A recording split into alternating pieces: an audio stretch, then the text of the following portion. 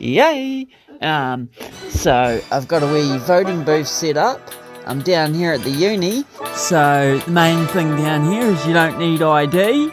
Looking like I'm getting all these student votes. Yay, go me.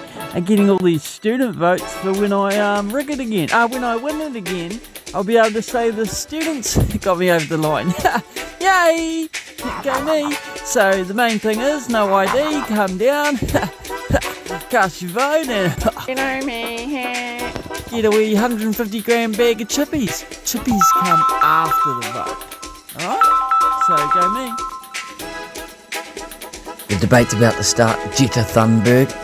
So, you and I will pretend to be friendly so young people like me. Alright? You will not mention the threats once. Ka kite. Go us, yay, and me especially, yay! A real move to a better democracy or a ratbag system destined to cause political paralysis? They are like Mount Rushmore of the Dunedin City Council. You will never have a star on the reservoir. Ha, yeah. Hey, Richard Pullman, coming live with Jett. Pretty sure it's Groshinski. Yeah. I'm having trouble with some last names, but not too many. Just thought I'd put a really quick, kind of interesting fact about your surname. I don't know how much you know about your surname.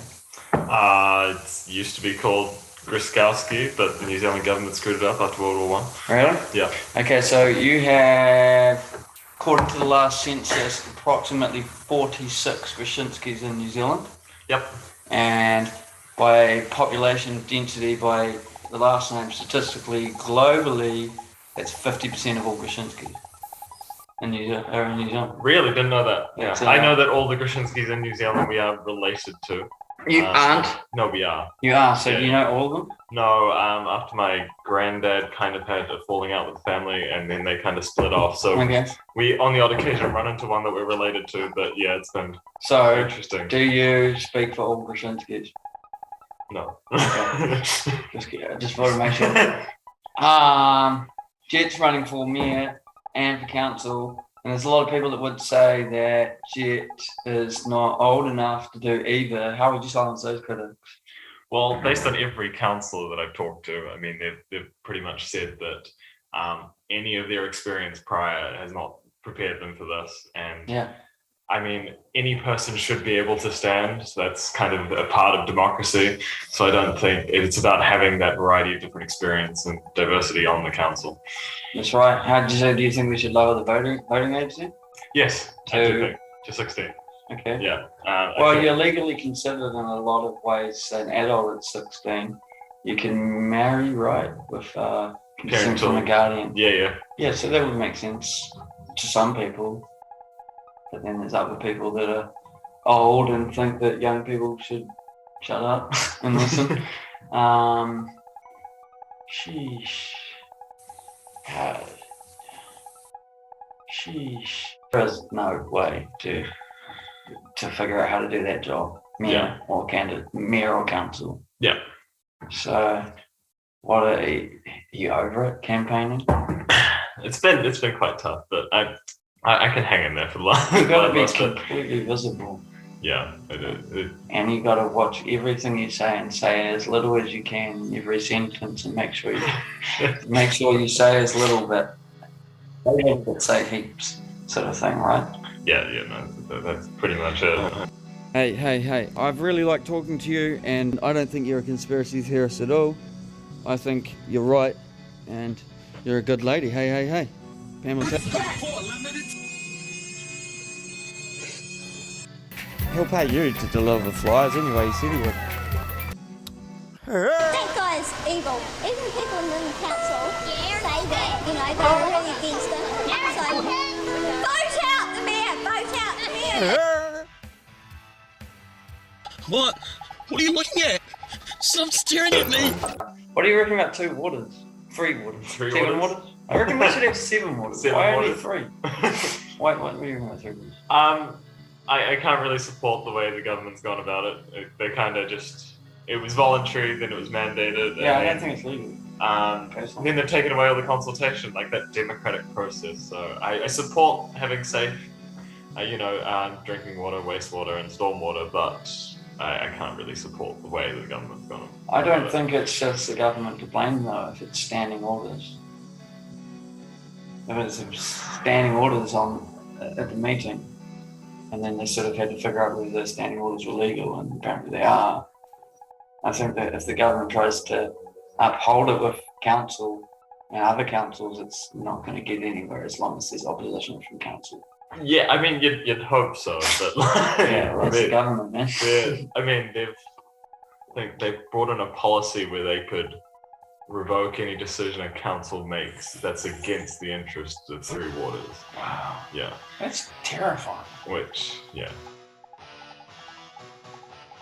You meant to do it for the people, not for the money. And the money comes from the people. Yeah, exactly. We're paying their salary. How do you feel about the pedestrianisation of George Street?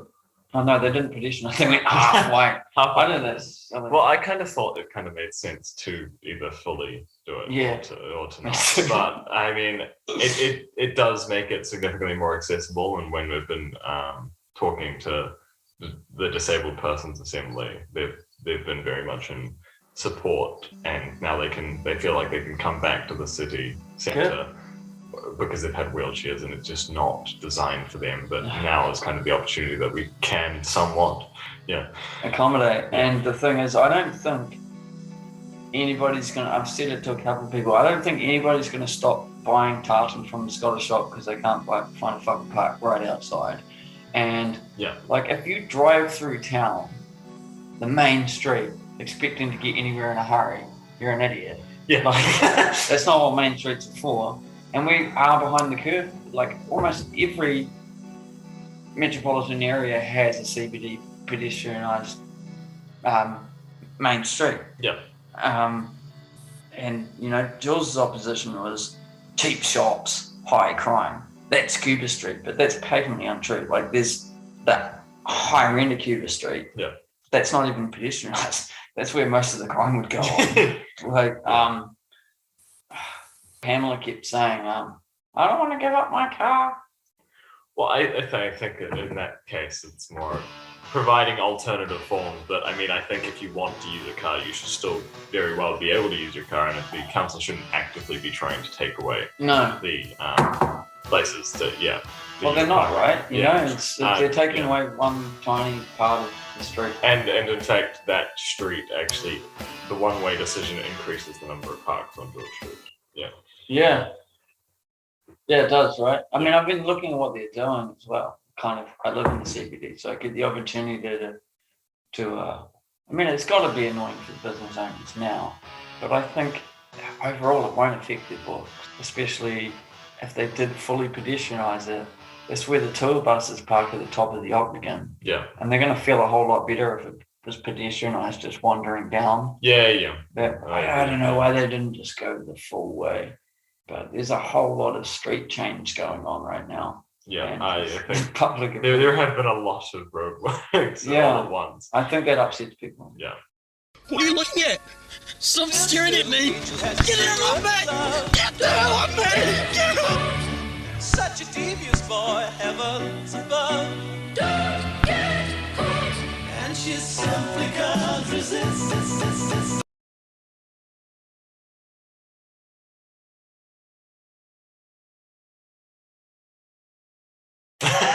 We do just talking about him before. You know, he's my favourite character. Big Daddy Balls. Yeah, I don't think Vincent Pope likes me. I don't think he likes anyone. Yeah. Oh, it was funny because there was one of his comments on What's News Dunedin, I think, and someone was saying, I wanted to bring in a Youth Canada until he kept on saying these things, and it sounded like people seemed to want to support me until I started. The bullying has already started. He'll want to take a tennis ball in your mouth and have you shut up. You know, here I'm actually. Would you like a little bit of history? Yeah. So he's the uncancelable man, eh?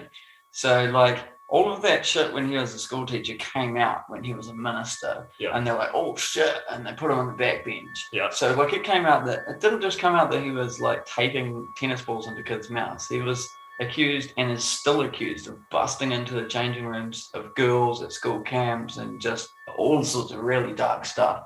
Jeez. And plus he surrounded himself with a bunch of, when he was minister, with a team of bullies, and he's like, everybody knows he's a bully. He's the bully on the council.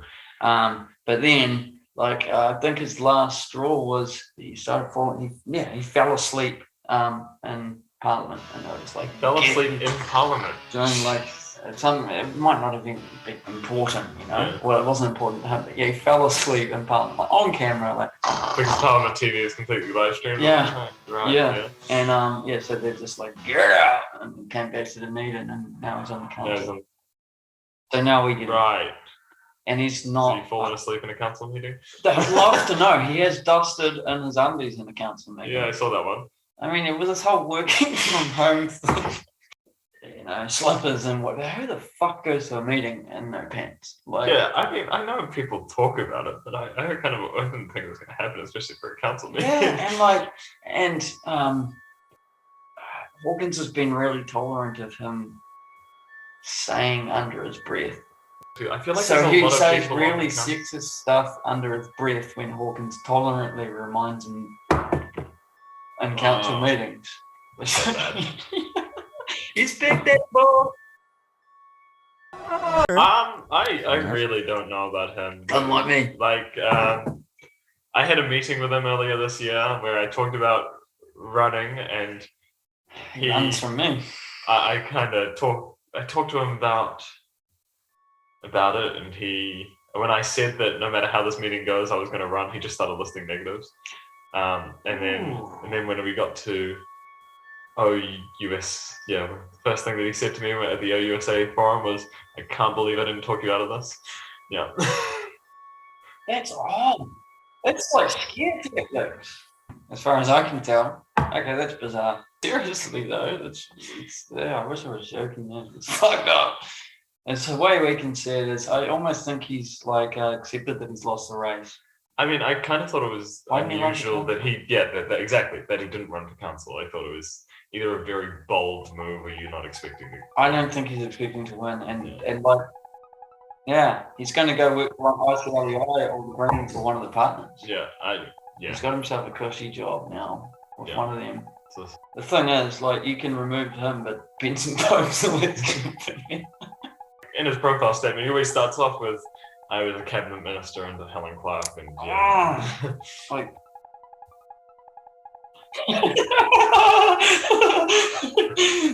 but he's got the perceived qualifications of the job. That's true.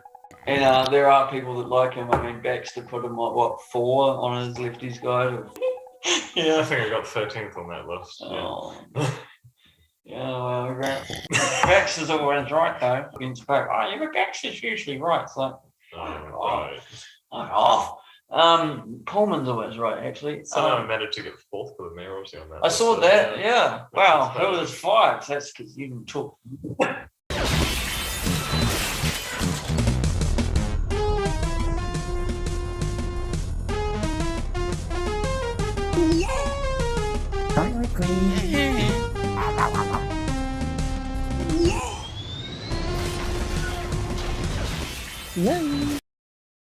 I'm sure Hawkins had his fair share of flat walls.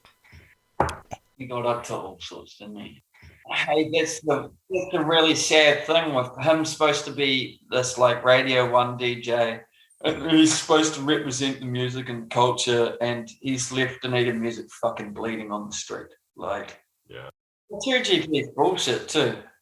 The globalist agenda that he's pushing. Extreme view would be like they want us to own nothing and eat bugs, and like, do you think that's a real thing? Yeah, I think that should be illegal, personally. Yeah, I think it should be. I think you should be. I think central government parties should stay the fuck out of it.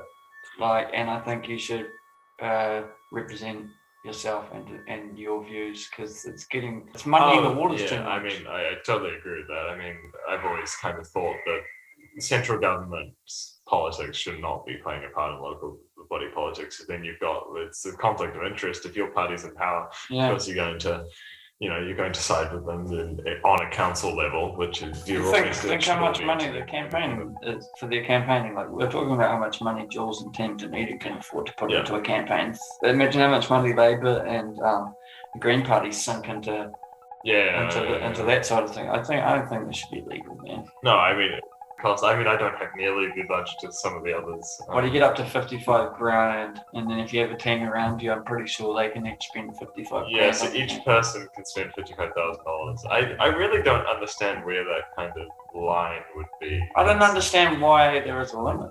There's just that much hate against Labour, where I'm not sure how this next election would go. Oh, yeah, neither.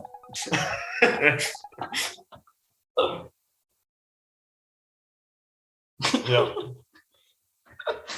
From what I've heard, I mean, to be honest, the main reasons that I was running was, I suppose, was making sure that every group is actually adequately represented. I mean, the university community in particular isn't really, and there are a lot of people that I've talked to who would like to be involved, but they wouldn't know the first place to start, and they haven't felt heard. And I guess more cooperation between the council and the council staff and the public, because each councillor, I guess cooperation can go a long way, like moving actually together towards a certain direction. Well, councillors need to be approachable and listen in. Exactly, and to be honest, I think they need to be on the ground, actually engaging with the community, rather than just all of the I don't think most people even know how to find these people, to be honest. Exactly, yeah. Like, they should be out there listening, and that's a lot of what I like about Lee, is that he goes from business to business and listens to these business owners and their concerns, and that's part of the reason to me why he remains so popular. I mean, he said to me he got twice the amount of votes of any other councillor last time. I wasn't here for the last election cycle, so you just got to walk through the CBD to see the amount of support from small business owners for the. Yeah, Lee's found a way that he's just so polarizing that his name's on everybody's lips, man. Like, you got to do something like that where you're riling people up.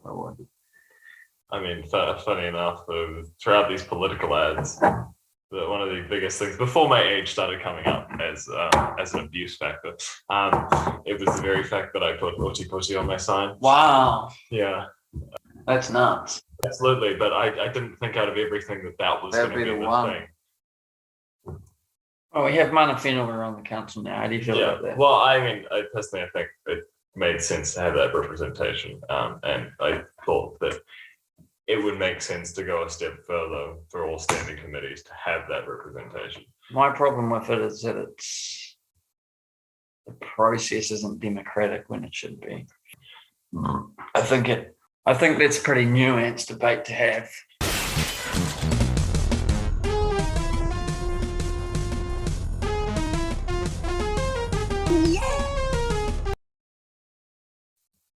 Maybe there's a democratic process between iwi for them to get to where they are. Like, I don't know. So they have elections within the iwi. I'm not entirely sure how Mana Whenua representatives are selected. Yeah, selected. Yeah. Well, as long as they have a voice on the council, I'm happy. But I always sort of felt like, there was Māori representation there. Taonga Whenua and Mana Whenua are different things. Yeah. But it upsets a lot of people. The fact that they're not elected officials. Technically, right. Labour, the amount of power Labour currently holds is under a supermajority. That won't happen again. No, I know I don't. This election, but I mean, I think it's anybody's guess who wins. Yeah, but I just mean at the moment, they really do have the power to change anything. Yeah, that's crazy. Like, even our entrenched laws, which require 75% supermajority to overturn, or a public referendum of over 50%. The problem is the law entrenching the laws isn't entrenched. Because of the supermajority. So, but the law which brings in the supermajorities doesn't require a supermajority. So you can take it out with a simple majority. I don't think it. Oh! Oh! For the rest of eternity, Don't like the colour. Don't like the colour. Oh, brilliant. Brilliant. Oh my gosh! Oh my gosh! Oh my days! I can't for the life of me understand why some of the candidates have an opposition to a rainbow crossing. That's not to me. Yeah, that's not a vanity project. There needs to be a rainbow crossing. Those people need to feel like they're represented and safe. It's just kind of just show that there is that. I don't like the opposition to it. No, neither do I. I think it's all sorts of wrong. I think it's rainbow shades of wrong. It's not like that. It's not like that hasn't been done with stars at the reservoir and in this, that, and the next. I don't think there's going to be much opposition from the council for it, to be honest. It's going to happen, and anybody that voices any sort of real opposition to it is going to look like the fucking idiot they are, to be honest. The only people that have opposition to it are, from what I can see, not homophobic but transphobic. So it's a very... People in a minority should have their voices heard, and that they should feel like they're represented in the city. And by having that done, it's made clear that the council gives a fuck. And if you have an opposition to that, you're a bigoted asshole. I think it's the council's job to ensure that there's support for NGOs and government organisations for people that are in a minority to have support. Yeah, and you can also, and the council, you can advocate for more central government. Actual funding work to be going on now. Actually, we just talked about this pretty much last night at the Arts Forum, that the process of it is quite difficult and needs to be, pretty much any kind of funding. Paint that will stay on a road is in fact very expensive. Yeah. And if you're painting it different shades, it would cost a lot. And there is the argument that it's tokenistic, but to me, I don't think that's... Well, I mean, it would ever save one life, then it would be worth it. Like, to show that support. Yeah. It honestly could. I mean, a lot of people would see, in a minority would see that and feel supported. As far as I'm concerned, that's a really good idea. And the only real opposition is that it will cost a lot of money, but what's more important, like people feeling supported and that money comes money. Yeah. And like there's a lot going on with the infrastructure on roads, like we said, like you're gonna keep it going. Well, yeah, I think that there's a lot to be done there. What about the one-way system, the two-way system? Okay, one-way, two-way system. Okay, I am open to the conversation because that's what the vote was for. But that seems to be begotten by pretty much every. They keep on pushing forward that it was because they wanted a two-way, no, it was to have a conversation about other options rather than sticking with what Waka Kotahi was saying and to just open up conversation. Yeah, but of course at the moment, like it is Waka Kotahi's decision because it is a state highway. Yeah, it is. Yeah. Straight through town. I don't think it's like Oh, fuck hell. Alright. You're a bit of... You're a bit of wee man, Richard. Fucking hell.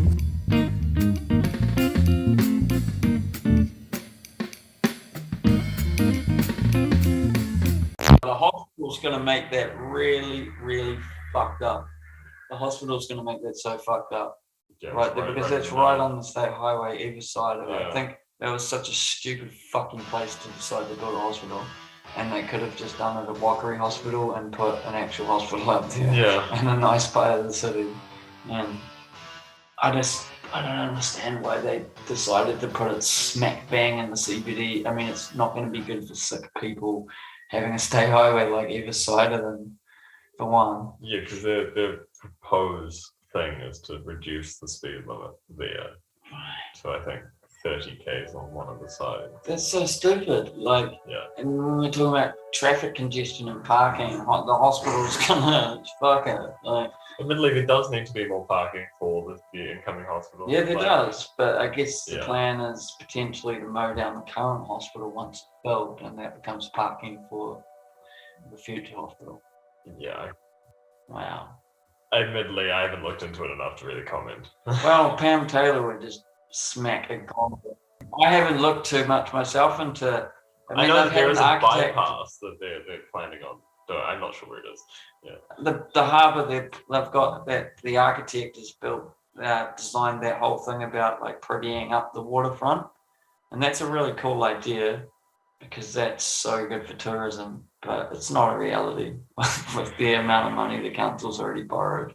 Yeah. It's not going to move forward for a long time. They either last year or the year before they removed the debt. Well, they changed the debt limit. Yeah. To 150% of revenue. And they're only paying back the interest, which is 3.7%. Right. And just accruing more debt. Oh, I wouldn't know. Yeah. I've had. I'll I'm talking to Lee. Yep. I know all about council debt. School me right. That's what the ORC are fucked. What would the ORC? What was the rates of interest that the ORC had? It was like 19. And there's just so much hate between the two councils, seriously. Well, I mean, there needs to be more cooperation. Yes. I mean, especially because with our public transport system. Yeah, that's where we're fucked. It's awful. They've got us by the balls. Yeah, and the problem is, right, is they need to relinquish control for us to do something about it. They fucking do. Stay out. Yeah. Stay out, get out, stay out, right? Like, this is insane. And the DCC did used to control the bus system, which worked well. No, they didn't ever control at all. There was just two. There was a DCC company and an ORC company. So DCC was Ritchie's, and the other types of bus was a Tiger Regional. But now it's all bus. I think there are a couple of Ritchie's on certain routes that are still DCC owned. Yeah, because the government recently passed a law allowing councils to no longer contract them out, so they can directly take control now. That's there's a few weeks I ago. think like it's fine for them to run the routes in their part of the Tiger. Yeah. I don't care about that. But it's the fact is it's one of those services. It's a fucking essential service, and I don't give a shit if it's turning a profit or not. No, because it needs to be there, and it's not operative for profit. Yeah, no, exactly. It should be running at a loss. As far as I'm concerned, it should be free. Yeah, no, I agree. And rates should pay for it. Personally, yeah, the public transport should be free. So I didn't realize until recently that your gold card only gives you free public transport in Dunedin. For X amount of hours. Yeah, I didn't realize that because everywhere else I've lived, it was free.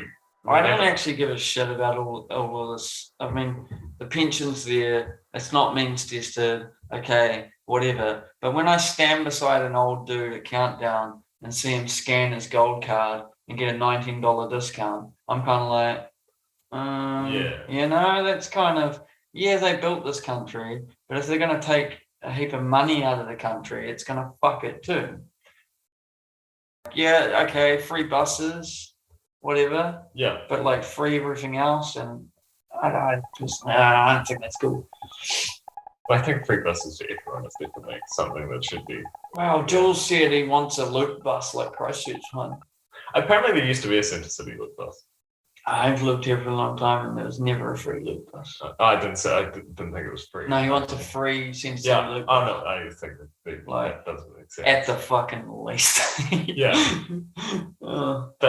Free complete public transport. Yeah, completely free public transport. Fuck, you heard it here. Like nobody else has said that. Apparently that's supposed to I would support it.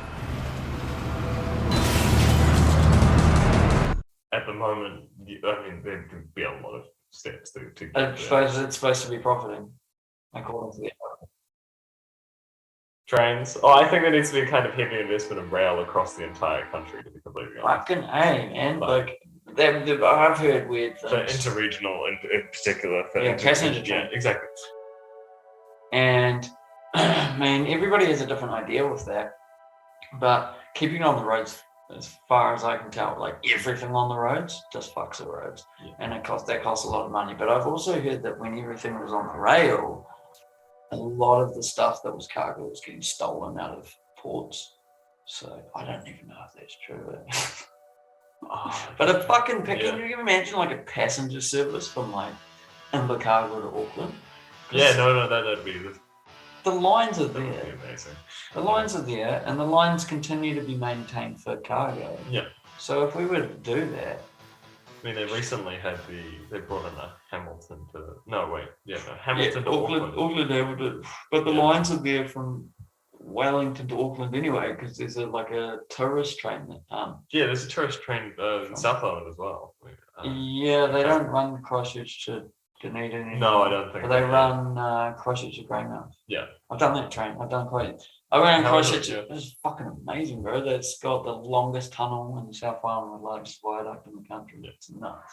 It's awesome, but it shouldn't be like $900. No, because it's treated as a scenic train, right? Yeah. It's not treated as transport. It's Yeah, for your scenery. faster and easier to get on that than to drive. So, it should just be like public transport. And I think if they ran more than one train every week, that'd make a whole bunch of money. And at least Pamela said at least a passenger train from the airport to Dunedin. I mean, we do actually, whether it be a train or something, there needs to be something between the airport and the city. Yeah, because they have those, I can't remember, something shuttle. It's super shuttles. Yeah, they're like, I don't know. If you're not a student, they're like, Yeah. if you're not a student and like 300, like Lee and Jules, they cost a lot of money. Yeah. And yeah, you should be like in Wellington. I was so amazed the first time I moved to somewhere that has like commuter trains. How much more efficient public transport is. Yeah. And you pay $10 and that's you on the trains all day. In Dunedin, it's like you pay $1.50 because of this new government scheme where everything's half price, and that gets you that. If you have a card, if you're a card, it's $1, and that gets you a 45-minute transfer. Yep. And the bus might come. Yeah, well, see, that's half the problem as well. Is like even with the reduced bus service, I've talked to a lot of people, and it's still not reliable. Like you're still gambling as to whether it'll show up. And they don't have signage. Like in Wellington, they'll have LED signage, and it tells you, oh, this bus isn't coming now. In Dunedin, it's like, fuck, I hope it's coming, I gotta get to work. Also, some of the bus routes, though, they're just not. They're not, because they're not on the ground. I feel like they don't like. I mean, there's one on Union Street by the Polytech and business school, and every day I pretty much see students nearly get hit.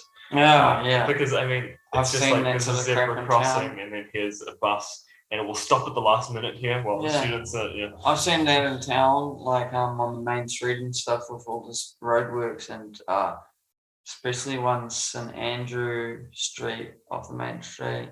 Like a bus driver's taking out the lights and a couple of signs there, like more than once in the last 6 months. It's not easy for them to turn that. And I've talked to bus drivers. It's really hard for them to turn the bus into the bus hub. They think it was just a really silly place to even put a bus because they find it really hard to turn into off heaps of. The gondola. Yeah, the gondola's coming at Pamplona. Do we need a gondola? I just don't think we need a gondola. It's not going to cost much. They're going to be ridiculously expensive. She's thought about it. Yeah. I mean, even the installation cost. No. She's offsetting that by buying their old gondola carts and slapping some paint on them. So that's going to save us some money. And then I don't know, clearing. But where are we putting it? We're going to clear the entire. We're going to clear all of the Signal Hill coming, and that's only going to cost like 90 million. So because we're going to save like.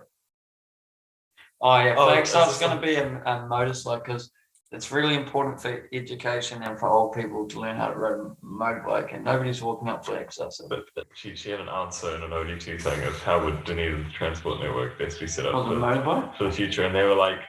By 2050, there will be jet boats, segways, luges, helicopters for leisure. I don't know what's going on with that yet. Yeah. Jet boats, jet boat skis. Yeah, of course. Would have been called my entire life. Surely you like jet skis. Yeah. I've never actually been on. I can't see it happening. Also, just the wind that we get in the harbour. I can't imagine jet boats being used all the time would quite work. In theory, a fucking bridge from one side of the peninsula to the other is a great idea. Whereabouts? On paper, from like, I don't know, Portobello or Port Chalmers. That would save a lot of bullshit, man. Because honestly, some people have to go that way for work and driving all, and they honestly just jump in boats and for work. But what about the boats? Well, we could get a ferry. Yeah, I think that's worth considering and looking into because it's an insane drive. Yeah, you should buy a boat. Dude, you can make so much money if you set up a ferry service from there to there. You should do that. You could actually. Instead of next time don't even campaign. Save up Jett's boat and have Jett's boat ski on the back and then use all that money for your next campaign.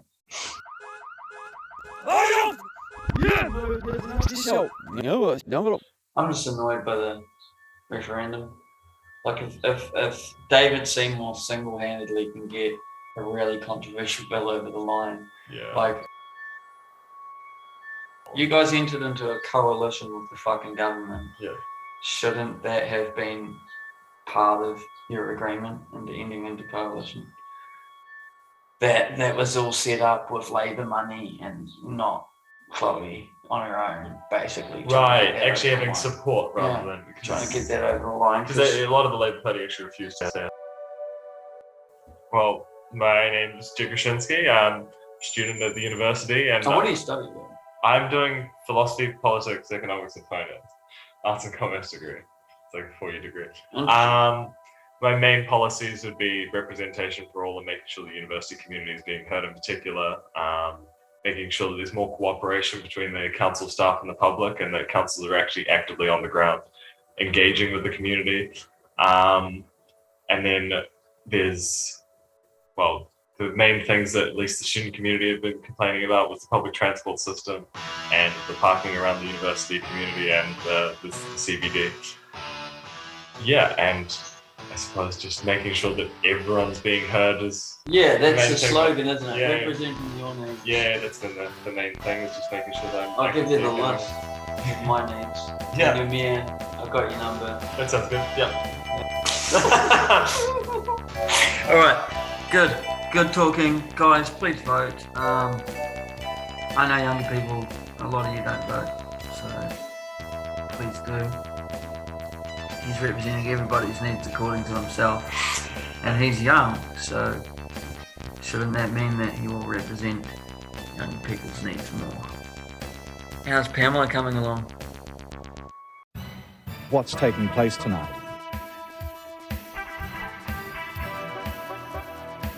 We can tell you that we've had an early indication it's been unusual.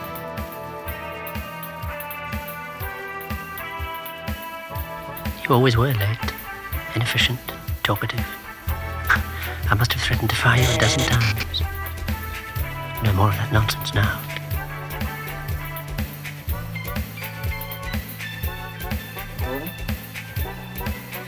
On this week's broadcast, we're going to be shooting the queen. I'm gonna shoot her with the laser. Queen's on fire! Queen's on fire! Queen's on fire! Okay, Queen. What the fuck are you doing? I'm gonna blow the house up.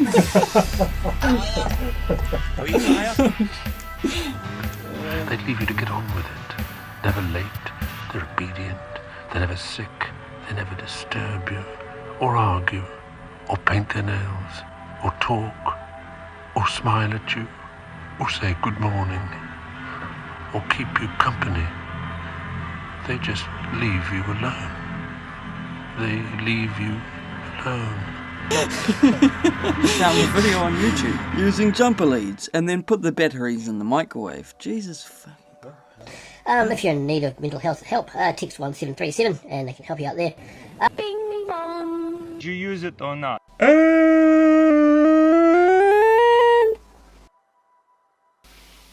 That's our show. Thank you for joining us. This has been New Zealand, and I'm Richard Pullman. Chance brothel and all this other stuff, and that sort of came out. Well, I don't know if that's like something that you should be shoved in the face over, but a lot of people don't like brothels. I think David did your like from what I've heard. I see you're in a bit of a situation with your leg there. No good. Anyway, fuck, what a piece of shit. Whole internet hates him.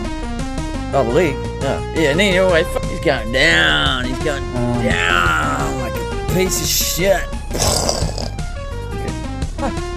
Yeah. So that's his weak tail, isn't it? Don't think anyone would be watching. I don't think anyone would be watching when that fucking piece of shit's fucking editing it. Mosgiel McGovern. You can tell when it's him. He's over. He's done. He's cut. Fuck you do. The Mosgiel terrorist has...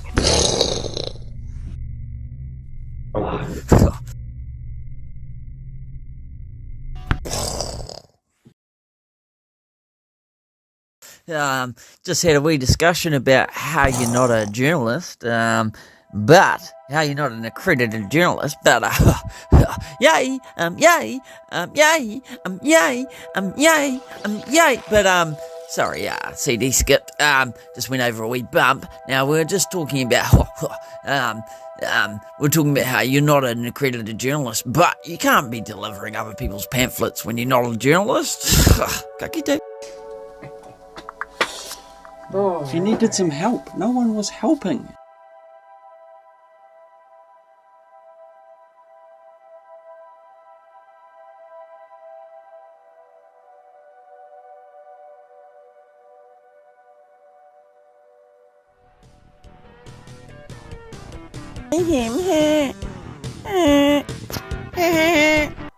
Kaki do.